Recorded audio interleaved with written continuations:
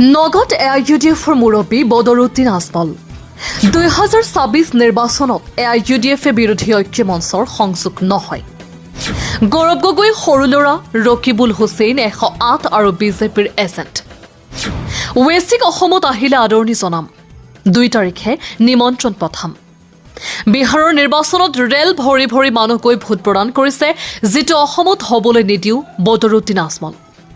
আমাৰ ঢিঙৰ বিধায়কক আমিনুল ইছলামক 8 মাহে জেলত ৰাখিছে।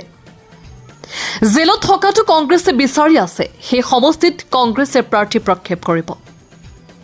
আন প্ৰদেশৰ উদাহৰণ দাঙি ধৰি জেলৰ পৰা বিধায়কে নিৰ্বাচন খেলি জয়ী হোৱাৰ কথা প্ৰকাশ কৰি দৰকাৰ হ'লে আমিনুল ইছলামে জেলৰ পৰা নিৰ্বাচন খেলিব বুলি মন্তব্য কৰে আজমলে। যোৱাকালি আমাৰ জুমান গাৰ্গৰ বাৰ্থডে আছিল, আমি তাৰ ফেমিলিৰ লগত আছোঁ আৰু তাৰ দুখে আমি দুখী, তাৰ ফেমিলিৰ দুখে আমি দুখী। We want justice for Zubeen Garg, এইটো হ'ল মোৰ 1 নম্বৰ এজেণ্ডা। 2 নম্বৰ হ'ল আমি ইয়াত আহিছোঁ, আমাৰ হাজী আমিনুল MLA 8 মাহৰ পৰা জেলত আছে, আপোনালোকে জানে। এটা ষড়যন্ত্ৰ হিচাপে তাক জেলত সোমাই ৰাখি দিছে, NSA দিছে। মই এনেকুৱা পাপ কৰা নাই, এইটো NSA দিব লাগে। আগত যিটো হৈছিল 14 দিন পিছতেই জমানত পাইছে, তাৰপিছত NSA সোমাই দিছে।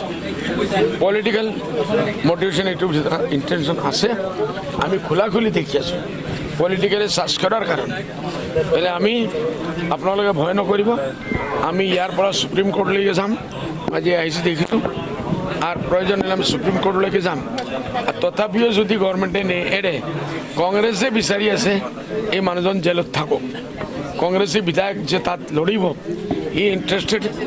শুনিছোঁ সি লাখ লাখ কোটি টকা খৰচ কৰি আছে এই মানুহ জেলত। সি নাজানে যে এইবাৰ আপোনালোকে এৰ আগে হাৰিয়ানা, এৰ আগে মহাৰাষ্ট্ৰ ইলেকশ্যনত যিমান কেণ্ডিডেটসকলে জেলৰ পৰা থাকি যে ইলেকশ্যন লৰিছে, চব জিকিছে 100%। আমাৰো আশা আছে যদিও এনেকুৱা হয়, আমি যদি বাধ্য হওঁ, আল্টিমেটলি আমি জেলত ৰাখি হাজী MLA তাৰ চিটত লৰিব, আৰু যে MLA ফাইনেন্স কৰি আছে তাক জেলত ৰখাৰ কাৰণে সি এইবাৰ শেষ হৈ যাব। না না, আমি কি কৈছিলোঁ বোলে, আমি দাৱত দিছোঁ তাৰ কাৰণে এতিয়ালৈকে 2 তাৰিখৰ পিছত আমাৰ ডেলিগেশ্যন যাব। তেখেত কৈছে বদৰুৰ ভাই 2 তাৰিখকে বাদ ভেজিয়ে আমাৰ ডেলিগেশ্যন গৈ আছে। এতিয়ালৈকে আমিতো কোনো, যদি তেখেত অসমত আহে, মই কৈছোঁ মোৰ ৰেকৰ্ড আছে যে আমি ৱেলকাম কৰিম, আদৰণি জনাম। আমি আৰু বেছি কোৱা নাই। এইটো কংগ্ৰেছে ভয় খাই ঘুম নিদ্ৰা হাৰাম হৈ গৈছে, কংগ্ৰেছৰ টোপনি হাৰাম হৈ গৈছে। মোৰ নম্বৰ দিছে 108, মই কৈছোঁ ৰকিবুল ভাই 108, কি নাম গৌৰৱ গগৈ 108, বাকী চব সি অকল 108, আৰু বিজেপিৰ এজেণ্ট অখিল গগৈ। কাৰণ কংগ্ৰেছৰ ভিতৰত যিমান মানুহ আছে, অখিল গগৈ কংগ্ৰেছৰ মানুহ নেকি, বিজেপিৰ এজেণ্ট, বুজি পাইছে নেকি? এইটোৰ কাৰণে আমাৰ নাম দিছে ইজৰাইল 108। আমি আপোনালোকৰ সম্ভৱত দি গ'লোঁ বোলে ইলেকশ্যনলৈকে আমি এইটো ইছ্যু বনাই চালাম বোলে ৰকিবুল হুছেইন চাহাব 108, বিজেপিৰ 108, আৰু গৌৰৱ গগৈও বিজেপিৰ 108। ষ্ট্ৰেটেজি লাহে লাহে কম, ষ্ট্ৰেটেজি ইমান জলদি কোৱা যায় না, আমাৰ নালাগে, আমি নকৰোঁ। আমি নিজে কৈছোঁ যদি এতিয়া অকলে কংগ্ৰেছে চাইলেও আমি নকৰোঁ, কেনে কংগ্ৰেছটো হাৰাৰ লাইনেই আছে। বিহাৰৰ ৰিজাল্টৰ পিছত চোক নুখুলিব, এইসকলে খাপ দেখি আছে। আৰে আপোনালোকে আমাৰ অসমত মুছলমান কিমান আছে ভাই, কোন পাৰ্চেণ্টেজ? 35%। পুৰা 100% যদি আমি নেখেলোঁ, ইলেকশ্যন আমি যদি নুঠোঁ, 100% পাৰিলে চৰকাৰ বনাব পাৰিব নেকি? যদি মুছলমানে ঢোল জোল বুডি চব কৰি ঝুলি খাৰি কৰি দি দিয়ে কংগ্ৰেছত, এক পাৰ্টি, 1 পাৰ্টি হিচাপে, 1 ছিংগল পাৰ্টি চৰকাৰ কৰিব পাৰিব নেকি? হিচাপ নাই না। 65% একফালে আৰু 35% একফালে, ডবল ভোটে বিজেপি আহি যাব। সেইটো সকলে বিচাৰি আছে। গৌৰৱ গগৈ ছাৰ দিল্লীৰ পৰা আহিছে নাজানে, তাৰ ভিতৰত কিছু ভূপেন বৰাই গম পাইছিল, এইটোতো এতিয়া নাই, ভূপেন বৰা নাই। যিমান এজেণ্ট আছে ডাঙৰ ডাঙৰ, যিসকলে ৰাতি গৈ ধৰ্মা লয় CMৰ পৰা, পেইড ছাৰ্ভেণ্টৰ হিচাপে কাম কৰে, এইসকলে আজুবাজু ঘূৰি আছে গৌৰৱ গগৈ, আৰু দেখি আছে সপোন জিকি যাব। এটা পলিটিকেল কেলকুলেশ্যন থাকে তো, এটলিষ্ট সেইটোতো কৰিব লাগে।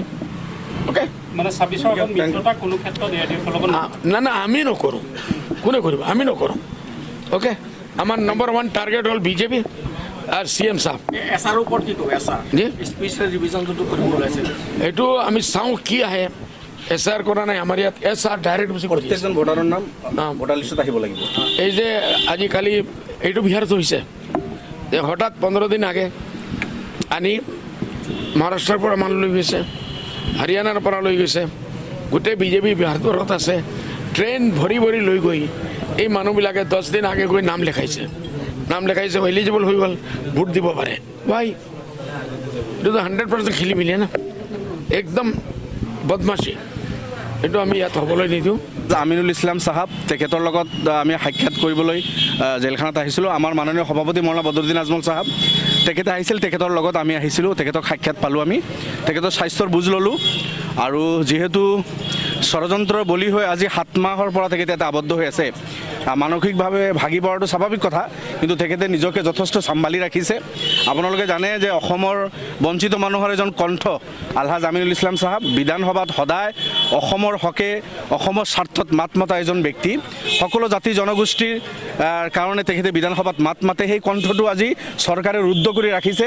যোৱা 7 মাহ মাজত এটা বিধানসভা ছেশ্যন হৈ গ'ল, তাত তেখেতে অসমৰ জনগণৰ কাৰণে আৱাজ উঠাবলৈ সুযোগ নাপালে।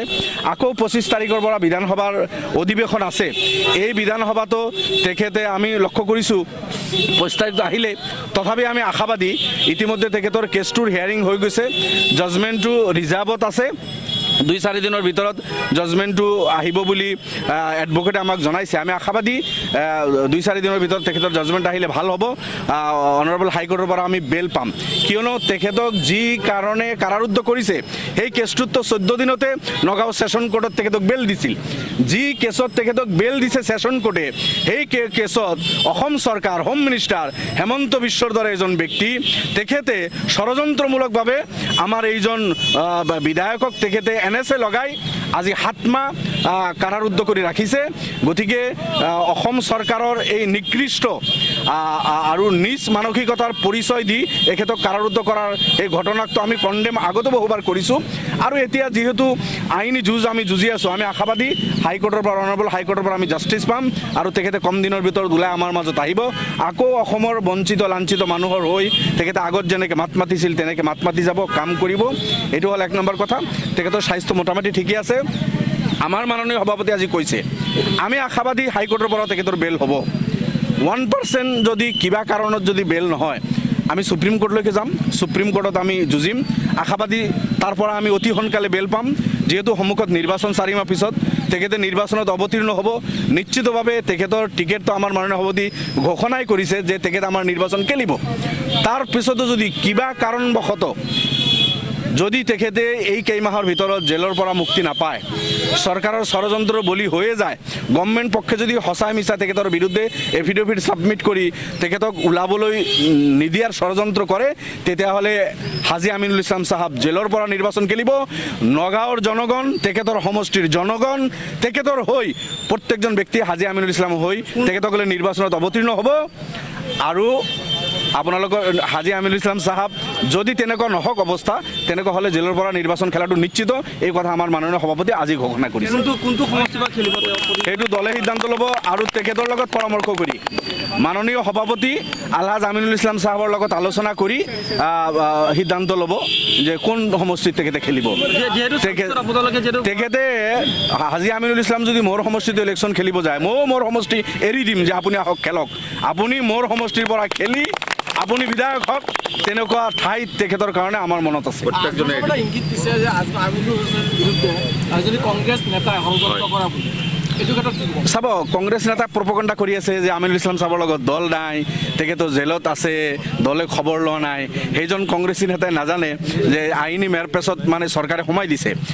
আমিনুল ইছলাম চাহাবৰ পৰিয়ালৰ লগত আজমল চাহাব সদায় যোগাযোগত আছে। আমি বিধায়কসকল আছোঁ, দলে আছে, কেইবাবাৰ আমি তেখেতৰ পৰিয়ালৰ খবৰ লৈছোঁ।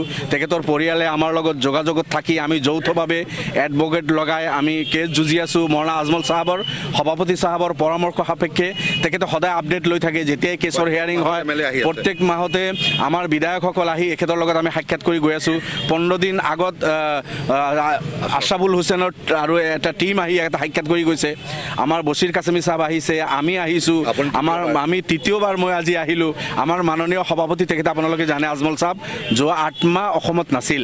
হাজী চাহাব কাৰাৰুদ্ধ হোৱাৰ আগৰ পৰা তেখেতে অসমৰ বাহিৰত স্বাস্থ্যজনিত কাৰণত, আৰু তেখেতে অলপ সুস্থ হৈ অসমত আহিয়ে হাজী চাহাবক লগ কৰিব জেলখানাত আহিছে। গতিকে কংগ্ৰেছী কোনোবা বিধায়কে যদি প্ৰপগণ্ডা কৰি আছে যে হাজী চাহাবৰ লগত দল নাই, তেখেতে আজি হয়তো ৰাতি কান্দিব যে হাজী চাহাবৰ লগত আজমল চাহাব আছে, বিধায়কসকল আছে, দল আছে, প্ৰত্যেকজন কৰ্মী আছে। ৰূপহী আৰু ধিং সমষ্টিৰ আৰু নগাঁও জিলাৰ প্ৰত্যেকজন ৱেল বিচাৰ প্ৰত্যেকজন জনতা তেখেতৰ লগত আছে। Thank you. অসমৰ 126খন আসনত আমি নিৰ্বাচন নেখেলোঁ, কাৰণ আমি অখিল গগৈৰ দ্বাৰা নকওঁ যে 126খন আসনত ইলেকশ্যন খেলিম। যি কাম কৰিলে বিজেপিৰ লাভ হ'ব তেনেকুৱা কাম আমি নকৰোঁ। আমি সীমিত আসনত নিৰ্বাচন খেলিম। এতিয়ালৈকে আমাৰ আলোচনা হৈছে 30-35খন আসনত, এখন দুখন কম বেছি 30 to 35 আসনত আমি নিৰ্বাচন খেলাৰ কথা আলোচনা চলি আছে, আৰু তেনেকুৱা ধৰণৰ সিদ্ধান্তই হ'ব। সেইখিনি আসনত আমি ইলেকশ্যন খেলিম। আমি গোটেইখিনি আসনত জিকাৰ কাৰণে ইলেকশ্যন খেলিম, নহ'লেতো 126টাতে খেলিলোহেঁতেন। আৰু 126টাত আমি নেখেলোঁ। আমি যিখিনি আসনত নিৰ্বাচন খেলিম গোটেইখিনি জিকাৰ আশাৰে খেলিম। আমি ডিব্ৰুগড়, তিনিচুকীয়া, শিৱসাগৰ, গোলাঘাট, যোৰহাট, লখিমপুৰ, ধেমাজি, আপোনাৰ ওদালগুৰি, চিৰাং, বাক্সা, এই জিলাবিলাকত সাধাৰণতে আমি কেণ্ডিডেট নিদিওঁ। এটা দুটাৰ বাহিৰে ইয়াত আমাৰ কেণ্ডিডেট নাথাকে। এই গোটেইখিনি জেগা মুক্ত আছে। কংগ্ৰেছে তাতে বিজেপিৰ হাতৰ পৰা আসনখিনি কাঢ়ি আনক। কাৰ্বি আংলং, ডিমা হাছাও এইবিলাকৰ পৰা কংগ্ৰেছে যদি আসন কাঢ়ি আনিব পাৰে, আমি 30 to 35 যি আসনত ইলেকশ্যন খেলিম, এইখিনি আমি আনিলে নিশ্চিতভাৱে আমি চৰকাৰ কৰিব পাৰিম।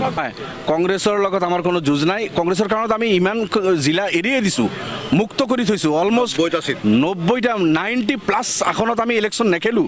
তাতে যদি আমি খেলোঁ কংগ্ৰেছৰ লছ হ'ব। তাতে আমি খেলিলে লছ হ'ব। লুৰিণজ্যোতি আৰু অখিল গগৈ খেলি যোৱা বছৰ কংগ্ৰেছৰ লছ কৰিছে, আৰু সেই 90 আসনত আমি ইলেকশ্যন খেলি আমি ছেকুলাৰ পাৰ্টিৰ লছ কৰিব বিচৰা নাই, বিজেপিৰ লাভ কৰিব বিচৰা নাই। কংগ্ৰেছে অলপ শক্তি প্ৰদৰ্শন কৰক, বাগানবিলাকত যাওক, পাহাৰবিলাকত গৈ কাৰ্বি ডিমাচা ভাইসকলৰ লগত বহক, আপাৰ আছামত অলপ জোৰ দিয়ক, অলপ চৰ-চাপৰিত আহি দৈ মাখন আৰু ভাল ভাল মাছ, ঘি এইবিলাক অলপ চৰত ভাল পায় বুলি তাতেই সময় কটালে কিন্তু নহ'ব। এইখিনি কংগ্ৰেছক কৈ দিব। নগাঁৱৰ পৰা বিভূতি বৰাৰ প্ৰতিবেদন, সুহানা লাইভ।